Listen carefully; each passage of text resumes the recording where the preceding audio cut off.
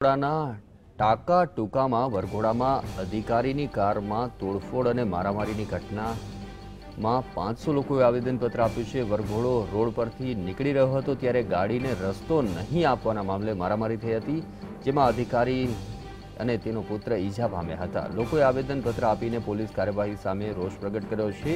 મારામારીના કેસમાં ન્યાયિક તપાસની માંગ સાથે લોકોના ટોળાએ ભિલોડાની બજારમાં દુકાનો બંધ કરાવી હતી।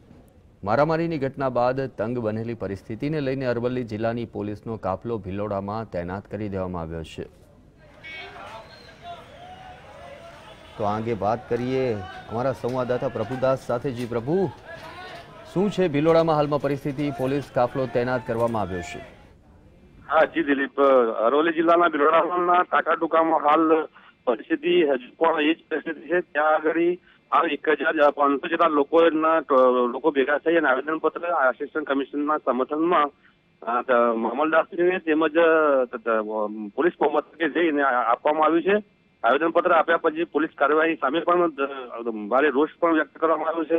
એટલું જ નહીં, પણ ભિલોડાના સમગ્ર બજારો પણ સજ્જ રીતે બંધ કરી દેવામાં આવ્યા છે।